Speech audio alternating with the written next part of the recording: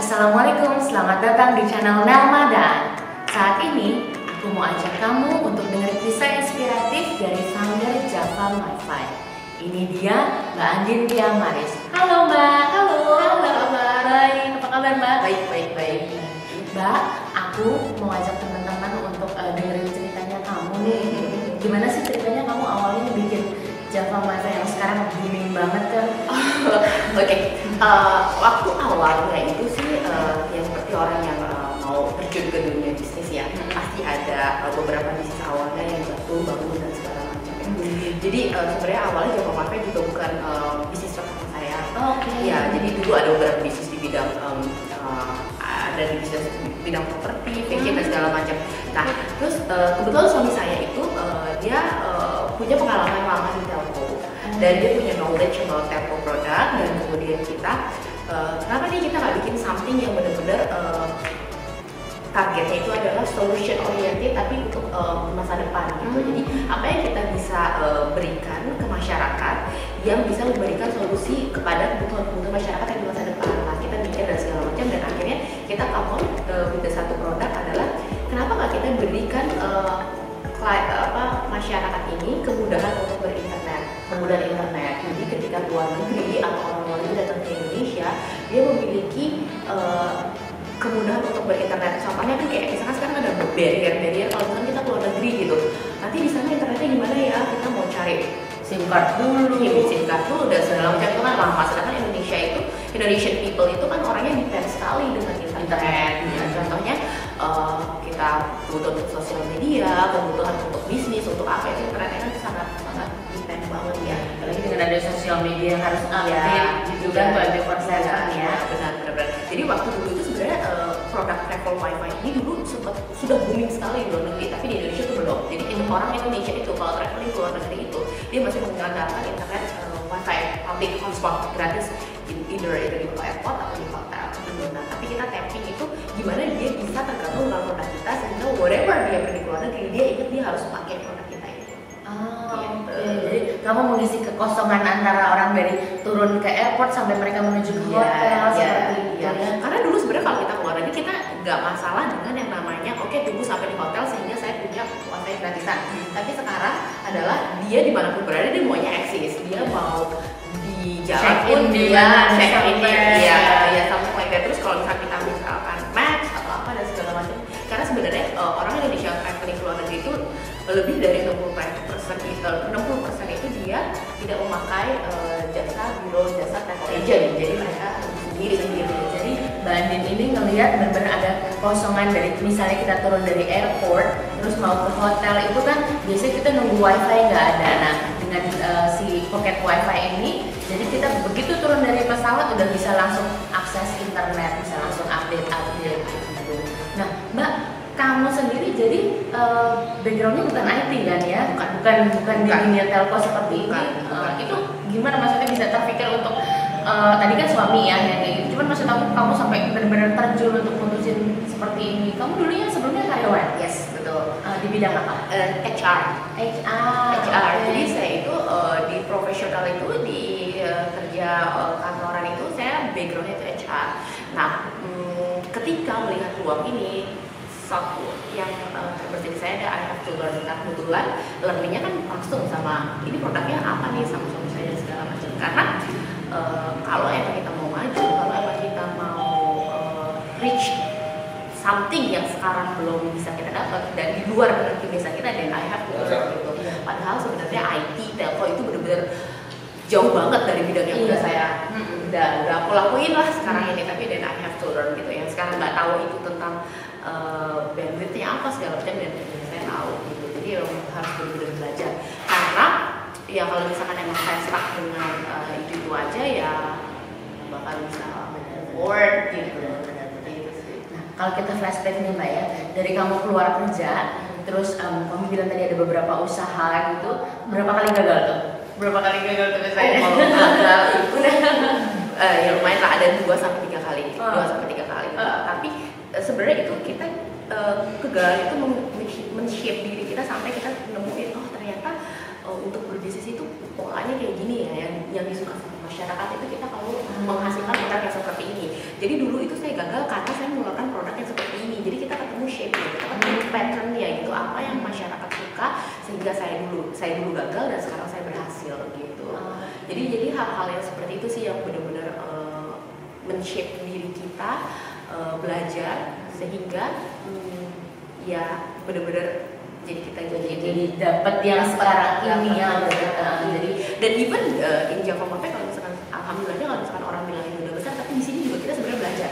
Oh ternyata dalam build satu company yang sebenarnya aim kita ke depannya, misalkan kita mau go global atau misalkan kita mau aimnya mau IPO atau apa, we have to learn nih dalam build bisnis ini tuh apa yang harus benar-benar di establish gitu. Itu keren banget loh.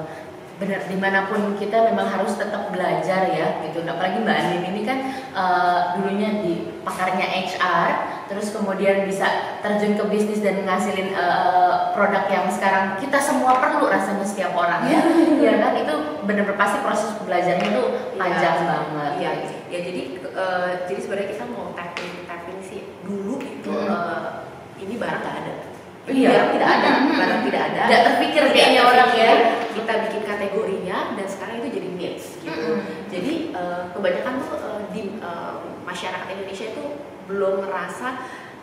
Jadi kalau misalkan pesan saya juga ya buat orang yang mau mulai untuk bisnis tuh jangan sampai kita ikut-ikutan orang. Contohnya gini, oke, yang tren sekarang adalah jilbab. Oke, ya udah sekarang saya buka fashion jilbab. No, karena jilbab itu bukan adalah kebutuhan yang di masa depan. Jadi kita harus think ahead apa yang akan menjadi kebutuhan masyarakat dan itu kita tapping dari sekarang. Nah itu yang akan bikin kita one step dari yang lain gitu. Jadi yang lain baru mulai, kita udah mulai duluan untuk tapping kebutuhan di masyarakat di masa depannya. Jadi contoh ini waktu dulu produk ini nggak ada, kategori ini memang tidak ada, tapi kita tapping sehingga kita bikin needs-nya itu sehingga kedepannya orang kalau keluar negeri dia dulu hanya berpikir, oke, saya naik airlines apa, saya udah booking tiket nih, aman. Oke, saya udah book hotel, saya udah dapat hotel, saya udah dapat tempat untuk stay, aman. Tapi kalau sekarang untuk kebutuhan orang luar negeri rata-rata sudah booking airlines, udah aman, udah booking hotel, sudah dapat, udah aman. Dan yang ketiga adalah dia komunikasinya pakai apa? Karena dia untuk risk transportation di sana dia harus tahu dia pakai apa, dia mau jalannya kemana, terus dia harus communicate, misalkan travelnya bertiga atau berempat, dia harus communicate sama satu grupnya atau dia communicate sama orang di tempat tujuan atau juga di negara asalnya. Contohnya kayak kita pergi living abroad, terus kita mau menghubungi sama keluarga kita di Indonesia kayak gitu. Jadi banyak hal-hal yang bisa dilakukan dengan adanya kemudahan internet itu. Contohnya juga untuk businessman, email apa segala macam dia langsung bisa akses gitu segala macam. Nah, buat nggak semua orang loh Mbak bisa punya pemikiran think ahead gitu. Maksudnya Mbak Andin nih, Mbak Andin kan punya dua putra juga kan, terus lagi usia yang lucu-lucunya banget. Gitu. Maksud aku ngebagi waktunya gimana sambil tetap bisa belajar, terus ngebesarin ini, terus keluarga juga gitu. Iya, emang itu sedikit jumping ya agak sedikit gitu, tapi ya I have to know priority-nya kita, walaupun kita bangun bisnis sebesar apapun, tapi tetap yang harus kita build sebenarnya adalah bottom ya, visi misi ya. Saya maunya apa, perusahaan ini mau dibawa kemana, dan ini harus growth seperti apa. Itu adalah visi misi yang disampaikan oleh saya dan suami saya sebagai founder kepada orang-orang di bawahnya. Jadi either ada ataupun mereka bisa berjalan sendiri, mereka bisa memotivasi diri mereka sendiri supaya ada atau tidak ada pun siapapun atasan mereka bisa jalan. Nah, ketika saya interview orang, saya selalu bilang di sini kerjanya less supervision loh. Jadi less supervision, either saya punya GM, saya punya VP di sini, tapi kita less supervision karena kita tidak bisa bilang ini udah selesai belum, ini udah selesai belum. Tapi kita caranya adalah motivate supaya dia punya standar-standar di dirinya dia sendiri, achievementnya dia sendiri gitu. Jadi dia ngerasa dia pulang ke sini dia sudah achieve sesuatu hal yang kerjanya udah selesai, achievementnya perusahaan juga goalsnya tercapai. Jadi seperti itu. Nah itu meringankan beban saya jauh dengan saya menerapkan itu. Jadi orang-orang di sini akan bekerja sesuai dengan standar yang udah kita tetapkan sih, tanpa kita harus ini udah selesai. Nah itu sih itu keren banget. Itu yang saya terapin sih. Jadi ketika di awal interview saya bilang saya suka people grow karena kebetulan di sini tuh saya suka people grow. Jadi kalau you come here for money and then you expect nggak belajar apa-apa, itu salah, karena kamu datang ke sini selain dapat gaji juga kalian harus belajar, itu intinya. Dan saya suka aja menanamkan. Jadi di sini banyak orang yang sambil kuliah, oke fine, jadi kan mereka growing gitu ya, mereka growing dan segala macam. Jadi growingnya itu in term of mereka dapat knowledge, tapi secara mental juga dia terbentuk. Karena saya di sini saya lumayan keras. Jadi kalau misalkan mereka salah, mereka harus tahu salah, mereka harus tahu salahnya di mana, dan mereka harus tahu kedepannya mereka tidak boleh melakukan itu lagi karena akan mengakibatkan ini. Itu yang saya bentuk sih di situ. Jadi kedepannya mereka tidak akan kayak gitu lagi, rather than cuma diomelin. Nah. Tapi ya I have to make sure kalau dia tahu salahnya di mana, tahu kenapa dia bisa buat salah, itu root cause-nya lah. Itu keren banget sih. Maksudnya daripada kamu mendiktekan mereka satu persatu, jadi kamu memang membiarkan mereka untuk belajar, tapi ada ini loh yang harus kamu kerjakan ini, nanti mereka bisa berkembang sendiri. Biasanya kalau yang kayak gitu malah apa ya, sense belongingnya mereka jadi tinggi, mereka akan lebih maksimal kan kerjanya. Wow, itu keren banget. Iya, sense belongingnya akan lebih tinggi dan mereka akan less supervision, benar-benar less supervision. Jadi itu akan meringankan pekerjaan kita sebagai atasan. Jadi bisa lebih fokus untuk pengembangannya gitu. Karena memang saya juga selalu menerapkan kepada orang-orang yang memang levelnya lebih tinggi, hidup itu daily monitor dan jangan lupa ngerjain perintilan. Kalau kalian perintilan, kalian nggak bisa gini tadi. Iya, hal-hal yang seperti itu. Sebenarnya itu juga pola pendidikan seperti itu sebenarnya saya terapkan juga ke anak-anak saya. Kayak gitu. Jadi sebenarnya ngedidik anak sama ngedidik karyawan itu more or less gitu. Oke. Wah, aku mesti belajar banyak nih sama Mbak Andin, ini keren banget. Aku Mortal tahu banget anaknya Mbak Andin itu juga juara matematik internasional, itu keren banget loh di tengah kesibukan Mbak Andin sama suaminya besarin Java MiFi, anak-anaknya juga tetap berhasil, keren banget. Nah Mbak, waktu bangun ini, jatuh bangunnya tuh kayak apa sih Mbak? Struggle-nya kayak apa? Struggle sekali sih, kayak struggle-nya tuh lebih ini waktu awal bangun Java MiFi ini produknya pasti dia sudah mengalami beberapa kali upgrade dong. Yes. Struggle-nya kayak apa tuh Mbak? Misalkan struggle-nya ya orang yang betul karyawan ya. Iya. Struggle-nya tuh lebih ini melakukan pengenalan sih ya ke market. Kalau ada produk seperti ini, itu struggle nomor satu. Karena kalau misalnya orang-orang nggak tahu ada produk, jangankan saya mengenalkan Java MiFi, orang nggak kenal Java MiFi, tapi kita harus mengenalkan kategori dulu, travel Wi-Fi. Apa sih travel Wi-Fi? Modem yang bisa dipakai ketika kita keluar negeri atau traveler luar negeri datang ke Indonesia. Itu dulu, dia tahu dulu nih bahwa ada produk itu. Nah, begitu mereka tahu produk itu, kita harus sisipkan bahwa top of mind-nya adalah Java MiFi. Kayak gitu. Jadi kamu pionir ya ini ya? Iya, kita pertama. Pasar itu kan susah banget. Susah. Jadi itu sebenarnya saya dan sekarang kan sudah banyak kompetitor ya. Jadi kita juga sama kompetitor sebenarnya sama-sama mengalami ya itu fenomena yang mengenal sampai pada tahap ini. Setelah kita 3-4 tahun jalan, kita juga masih dalam tahap mengenalkan ini adalah produk seperti ini, karena memang marketnya itu besar sekali gitu. Banyak orang yang sudah pakai dan pakai terus gitu karena merasakan manfaatnya. Tapi juga banyak orang yang masih belum tahu gitu, sehingga dia masih mengandalkan Wi-Fi yang dari gratisan atau bahkan beli SIM card di sana. Which is SIM card di sana itu agak hassle ya, kalau beli kan kita harus pakai paspor, belum aplikasinya dan segala macam, dan lebih mahal. Seperti itu. Jadi kalau struggle-nya itu, kalau dibilang struggle-nya itu kalau misalnya saya bilang struggle-nya untuk mendidik karyawan dan segala macam, dan juga struggle-nya itu awalnya dan segala macam, itu struggle internal kita ya gitu. Tapi sebenarnya yang harus kita facing itu struggle eksternalnya, itu yang sampai sekarang ini masih kita belajarin terus-menerus adalah ya cara mengenalkan ini gitu. Karena tidak not as simple as udah di-adsin aja, udah diiklanin aja jadi biar semua nggak bisa seperti itu, karena ini kategorinya pun baru. Contohnya kalau saya mau punya merek mineral water baru, misalkan namanya Java Water, begitu saya iklan Java Water, orang udah tahu oh itu mineral water gitu. Tapi kalau saya sepanjang-panjang kasih Java MiFi, orang nggak tahu Java MiFi apa tuh, karena kategorinya pun belum terbentuk. Iya, mineral water itu belum terbentuk, travel Wi-Fi itu belum terbentuk. Jadi bentuk dulu sih kategori travel Wi-Fi-nya itu, begitu udah terbentuk, orang udah terpapar. Oke, jadi kalau keluar negeri saya harus punya travel Wi-Fi, dan di situ top of mind-nya harus dimasukin Java MiFi. Keren. Tahun berapa ya ini Java MiFi? Sebenarnya kita dari 2015 fokus waktu itu buat inbound, yaitu traveler luar negeri datang ke Indonesia. Jadi kita besarnya pertama kali di Bali, karena memang as we know kan traveler luar negeri bandengnya di Bali, kayak gitu. Jadi later on kita di 2017. Sorry, malah awalnya itu imbang bukan luar ya. Dan kita alhamdulillah bisnisnya cukup bagus, waktu kita inbound. Nah terus di 2016 akhir kita decide untuk expand untuk provide modem Indonesia, traveler Indonesia yang berjalan. Coba kita lihat.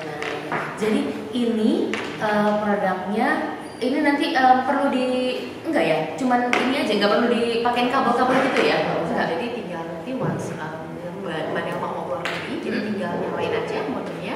Terus nanti kan ada passwordnya, jadi tinggal konekin ke handphone, passwordnya itu sudah langsung nyala. Oke. Tapi ini bisa kan agak besar nih gitu ya? Maksudnya kalau biasanya kan cukup menyedot baterai handphone kita juga kan. Nah ini juga gimana baterainya? Nah, ini kenapa ini besar, ini tebal? Banyak sih klien bilang kok ini tebal banget sih, ini besar sekali. Tapi kenapa ini kita besar tebal? Karena saya provide baterainya itu 5000 mAh, which is kenapa ini tebal ya, karena baterai 5000 mAh dan 5000 mAh itu bisa jadi power bank dan dia itu tahan sampai 18 jam. Jadi kita keluar hotel sampai kita masuk hotel ini bisa masih kuat. Dan juga kalau misalkan tiba-tiba di tengah jalan baterai kita drop, ini bisa jadi power bank. Karena sebenarnya kalau orang traveling kan dia nggak suka yang terlalu ribet ya. Iya. Udah bawa tas, udah bawa dompet, udah bawa power bank, udah bawa handphone, bawa ini pula gitu kan. Jadi saya aimnya ya udah kalau misalkan bawa ini sama handphone aja. Iya. Udah. Ini kalau terus nanti kalau mati di tengah jalan enggak, karena ini 5000 mAh 18 jam. Jadi once kita keluar hotel sampai masuk hotel ini masih tahan. Terus kalau handphonenya mati, colok aja. Ini karena bisa jadi power bank. Produknya ini keren banget loh, bener-bener. Jadi Mbak Andin ini bener-bener mikirin gimana ya, Mbak Andin ini kan buka pasar, buka kategori baru, dia create needs ya. Jadinya kan kamu bikin dan kamu kasih solusinya juga. Dan produknya juga inovatif banget. Aku nggak tahu dia mau ngomong apa lagi. Ini kepikir loh, maksudnya bisa sampai terpikir untuk kita bisa traveling dengan sesimpel ini, dia bikin kayak gini. Aduh itu keren banget. Iya. Nah Mbak, sorry, kalau misalnya nih sekarang teman-teman mau traveling ya, mereka mungkin masih kan sekarang udah ada kompetitor ya. Apa sih kelebihan si Java MIFI ini? Maksudnya yang kayak gue lebih prefer Java MIFI aja. Oke. Jadi kalau kita itu dia ini pertama satu baterai. Ya. Kedua ini bisa ditemui di mana aja. Kita punya booth di airport 24 jam. Jadi kalau misalkan last minute lupa nih mau order, bisa order di airport. Oh bisa langsung on the spot? Bisa order on the spot, kita order langsung di airport. Jadi kita punya booth di airport. Jadi kalau misalkan ada kan lupa booking dan segala macam bisa langsung order di airport. Dan yang gak kalah menariknya adalah kita offer unlimited data package. Jadi untuk paket data ini ada yang pakai FVP. Misalkan let's say ngomongnya unlimited tapi ternyata FVP. Jadi unlimited sih, tapi setelah pemakaian batasan tertentu mereka speednya akan menurun. Kalau kita nih ada paket yang truly unlimited. Jadi mau pakai YouTube, mau bawa anak-anak luar negeri mau pakai YouTube fine. Gitu. Jadi memang karena mereka unlimited gitu. Tidak ada cap.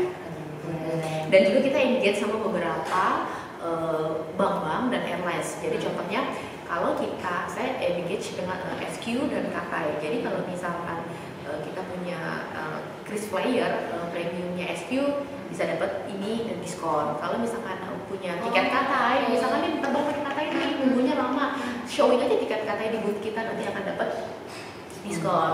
Terus kalau misalkan punya kartu kredit BCA, Mandiri, Binus dan lain-lain, bisa dapat diskon. Kerjasamanya juga luas ya. Mbak Andin, aku mau tanya nih. Jadi sebagai seorang ibu, Mbak kasih sharing dong buat viewers di channel aku. Sebagai seorang ibu, kalau mau mulai bisnis tuh apa sih yang kira-kira harus mereka bekalin gitu? Oke. Pertama kali yang harus kita bekalin, I don't know ya, kalau misalkan orang itu selalu bilang apa sih passion kamu, gitu, apa sih passion kamu, do it with your passion. Passion saya itu ya namanya wanita ya, saya passion saya di fashion, tapi saya tidak memilih passion saya sebagai bidang bisnis saya karena I don't know, it's too many people who do fashion business gitu, fashion in business. Jadi kalau misalkan saya ditanya apa saran saya nggak pernah selalu bilang apa passion kamu itu jalannya, saya nggak pernah itu. Tapi yang saya kasih tahu adalah lihat market, lihat kira-kira kebutuhan apa yang akan di masa depan yang bisa kamu tapping sekarang. Itu yang saya selalu kasih bilang. Karena kalau cuma passion, kalau sukanya di sini terus ngejalanin, tapi kan market belum tentu ngerespon dengan positif. Dan kita juga harus lihat keadaan pasar, sudah banyak kompetitornya atau enggak. Mungkin barrier to entry-nya gampang, tapi how we survive di situnya kan, survive-nya di situ gitu. Barrier to entry-nya gampang gitu, masuknya gampang, tapi how to survive di situnya kan belum tentu kita bisa gitu. Jadi ya kalau misalnya dibilang how to start a business, ya ngulik, open your eyes, open your minds, open your ears, open your everything lah. Lihat keadaan pasar, lihat apa yang akan bisa kita building sekarang yang jangkanya itu masa depan. Tapi saya nggak bisa bilang itu bahwa jual sekarang sebulan laku, nggak bisa gitu. Then you have to build, nggak bisa instan, then you have to build. At the end you can take becoming a mother, a wife itu nggak jadi hambatan buat kita untuk mulai usaha ya. Sama sekali. Nggak boleh ya, nggak boleh, tetap harus belajar ya. That's why sebenarnya sih dengan saya jadi entrepreneur malah justru banyak manfaat yang bisa saya dapetin, terutama untuk pola pendidikan dan pola asuh buat anak saya. Pertama, saya mempunyai kebebasan waktu. Walaupun memang jadwalnya agak mepet, tapi saya selalu tahu nih kalau jam segini saya mau dikosongin. Kenapa? Karena itu adalah waktunya saya harus pick up anak saya, karena saya berjanji setiap seminggu sekali saya harus pick up. Di hari itu harus, jadi saya selalu di jam itu saya minta waktu untuk kosongin gitu. Jadi bisa atur sesuai dengan kita gitu. Jadi saya atur. Because number one client of yourself is your kids. Iya, benar. Number one client of yourself is your kids. Dan dengan adanya bisnis ini, jadi anak saya juga mau nggak mau terpapar kan. Jadi misalkan dia bilang ya terpapar aja gitu, jadi dia bisa oke, kalau kayak gini kita nggak usah kasih diskon, Mam, kan dia nggak ada benefitnya buat kita. Dan anak saya tuh jadi dia udah bisa jadi ini juga ya, partner sharing ya. Ya karena dia mau nggak mau mendengar perbincangan saya dengan suami setiap hari di kantor, di rumah itu kan ya seperti berputar dengan itu kan. Jadi ya itu bagus sih. Jadi dan dia juga bisa menghargai money lah, karena orang tuanya juga kan jungkir balik gitu untuk dibangun bisnis ini, dan dia akan menghargai itu. Kedepannya Mbak, rencananya Mbak Andin nih bawa bisnis ini dan gimana buat kedepannya? Oke, kira-kira apa nih Mbak? Oke, saya paling suka nih pertanyaan ke depan. Oke, kalau ditanya ke depannya udah pasti ini akan saya pengen sih growing bigger, growing faster dan segala macam. Tapi sebenarnya Jawa ini udah mempunyai juga beberapa anak perusahaan yang kita build. Itu startup yang founder-foundernya kita kasih anak muda gitu. Founder-foundernya kalau udah kasih anak muda dengan harapan apa, mereka di situ akan voting, mereka di situ akan belajar, mereka akan belajar how to make a product, how to dan segala macam, dan at the end mereka akan dapat investor untuk membiayai si startup mereka sendiri. Ya, jadi Jatuh Manis sudah punya beberapa anak perusahaan seperti itu. Dan untuk kedepannya lagi, ya I don't want to stuck in this business only gitu. Saya maunya lebih ke bukan dari hulu ke hilir ya, lebih leverage lah ini punya bisnis sistem. Ya itu sih, dan ya lebih empowering ke orang-orang di bawah aja gitu. Karena banyak anak-anak muda yang sebenarnya pintar-pintar tapi mereka nggak punya wadah buat nuangin ide-idenya, nggak punya wadah buat ketemu sama orang-orang yang bisa jadi mentor, yang nggak punya wadah untuk berapresiasi. Gitu sih. Jadi, kalau buat ibu-ibunya sendiri, kalau buat ibu-ibu ya, sudah telat nggak sih mereka buat mulai bisnis apapun itu? Kayaknya nggak ada kata telatnya. All to be late lah, nggak pernah ada kata telat buat selalu moving semua, selalu belajar. Iya. Karena memang kalau misalnya saya ambil short course gitu, justru ada yang jauh lebih tua dari saya, atau ada yang jauh lebih muda gitu ya. Jadi nggak ada ya. Nggak ada. Di mana kita mau, di mana kita pengen, di mana kita bisa dapat opportunity, pasti di situ aja. Mbak, kata penutup, kasih satu moto kamu dong yang bisa membangkitkan semangat kamu kalau misalnya kamu lagi down, bagi ke teman-teman aku. Oke. apa kalimat penyemangat kamu yang benar-benar bisa bikin kamu pokoknya harus tetap semangat? Oke, ada dua sih sebenarnya. Kalau misalkan ada dua kata-kata penyemangat aku itu, badai pasti berlalu. Kenapa? Karena setiap pengusaha itu pasti akan mengalami up and down. Itu pasti. Dan when you're done, kamu harus mikir badai pasti berlalu. Just keep your best aja. Pasti sebulan 2 bulan itu akan lewat. Karena kalau misalkan saya nggak berpikir itu, pasti gue bangkrut, gue kolaps, pasti seperti itu. Pasti harus mikirnya badai pasti berlalu. Just do your best aja. Pasti 2 bulan, 3 bulan itu pasti akan back to normal, atau mungkin kamu akan benar-benar di high position. Itu satu. Jadi kalau ketika kita di benar-benar lost position, just think positive, think like that aja. Oke. Yang kedua adalah percaya bahwa hidup itu bukan seperti roda berputar, kadang di atas, kadang di bawah. Do not ever believe with them. Jadi itu matahin itu kan maksudnya udah dari orang tua kita dulu kan. Iya, udah pasti muter. Jangan pernah percaya kalau hidup itu seperti roda berputar, tapi hidup itu seperti perjalanan kita ke puncak.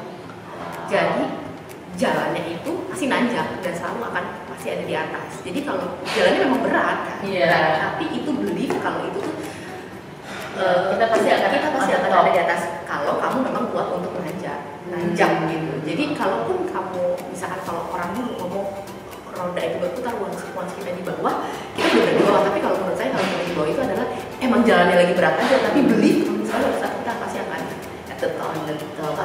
Karena kalau misalnya kita nggak aduh lagi di bawah nih, enggak, tapi kita lagi jalannya lagi berat aja, karena kita 3 bulan lagi atau 4 bulan lagi atau bahkan 1 year lagi kita bakal sampai. Wow, keren banget teman-teman. Itu sih paling yang bisa dibagi-bagi. Wow, Mandin, thank you banget ceritanya. Teman-teman, gimana kisah inspiratifnya Mbak Andin? Ya, kalau misalnya aku boleh recap nih Mbak ya. Jadinya tadi Mbak Andin ini bilang kalau misalnya usahanya ini memang kan sebelum ada Java Wifi yang sebesar sekarang ini, memang beliau ini melalui beberapa usaha dulu dan itu sempat jatuh banget. Tapi dia selalu ingat kalau misalnya badai itu pasti berlalu. Iya sih, benar gitu. Dan jadi kalau misalnya kamu lagi jatuh, ya jangan drop banget, dan jangan apa bahasanya mungkin nolongso, iya, lo nggak mau apa-ngapain, jadi desperate gitu. Desperate, benar. Dan ya Mbak Andin udah membuktikan kalau misalnya badai pasti berlalu. Dan apa tadi satu lagi Mbak? Life, hidup itu seperti hidup jalan ke puncak. Ya, jadi ya Mbak Andin sudah buktikan kalau misalnya moto hidupnya dia seperti itu, penyemangat hidupnya, dan dia sudah membuktikan sekarang dia ada di on top Java Wifi, ada di pionir dan nomor 1 yang di Indonesia. Keren banget. Nadine, thank you so much for your time. Mudah-mudahan ini bisa menginspirasi teman-teman semuanya, dan kita ketemu lagi di video selanjutnya. Thank you. Bye.